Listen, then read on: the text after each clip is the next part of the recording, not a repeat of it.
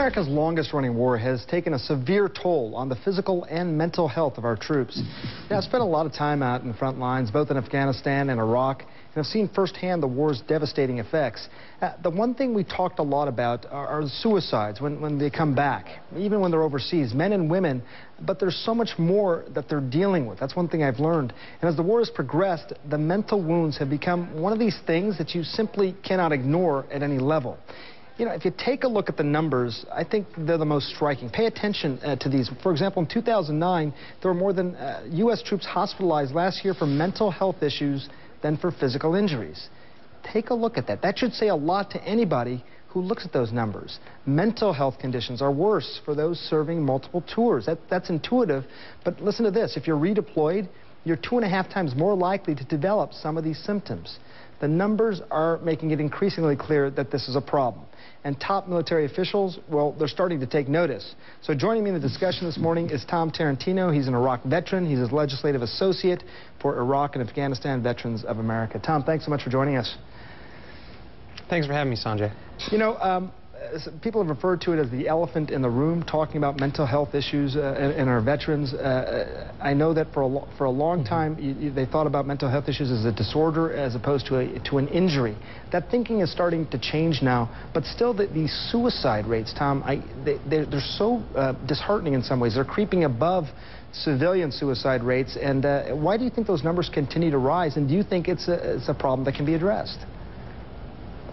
Well, I think it can be addressed, and it's a symptom of a force that's just breaking. It is a force that is stressed to the point where, you know, things are starting to go wrong. And I think we're starting to see that the top brass at the Pentagon is starting to understand these issues. And I firmly believe people like Admiral Mullen and Vice Chief of Staff Corelli in the Army really understand these issues. The problem is that's not getting down to the sergeants, the lieutenants, and the captains who are on the line day to day with their troopers.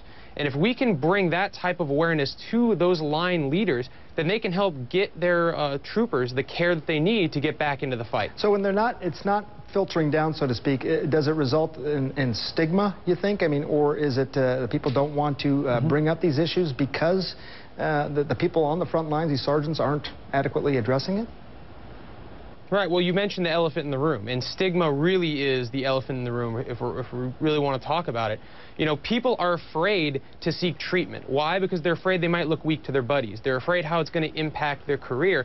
We have to change the culture, not just in the military, but in society as a whole, to look at things like post-traumatic stress and traumatic brain injury as injuries, not disorders. I always tell troopers, look, if you got shot in the chest, you're not going to walk around with a bullet hole in your chest.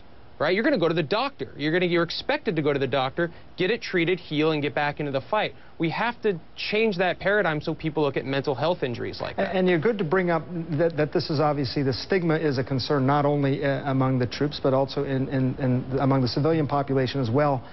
So what does make that change? How do you change that culture? And I'm a doctor asking you this, and I've seen this for 20 years the way it is. Do you have any ideas, or have you seen anything that works?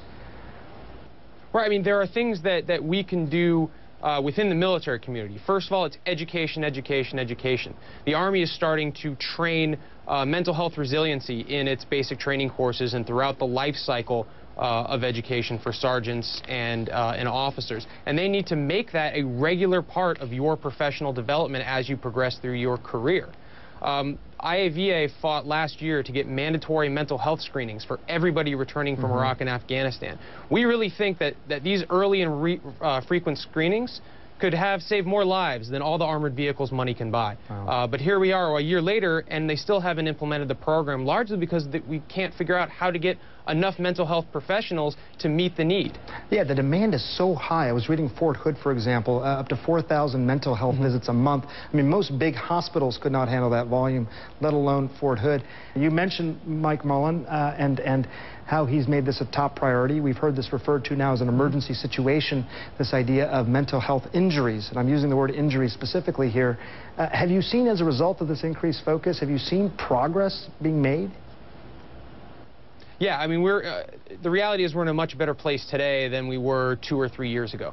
The Defense Center for Excellence for Brain Injury and Mental Health is done an excellent job of really trying to get smart on the issues for the military. These are issues the military, frankly, ignored for the last 50 years. We have the National Intrepid Center for the Excellence. We have a physical place that is part recovery lab and think tank on where we could do the big think on these issues and solve some of these problems, not just for this generation, but for the next generation and the generations after that. You know, it's, you think about what it's going to look like 10, 15 years from now for people who did not receive adequate treatment. You and I are talking about this now in 2010, but this is something that's going to affect people for a long time to come. Thanks for being a measured and important voice on this, and we're going to keep talking about it as well. Thanks for joining us.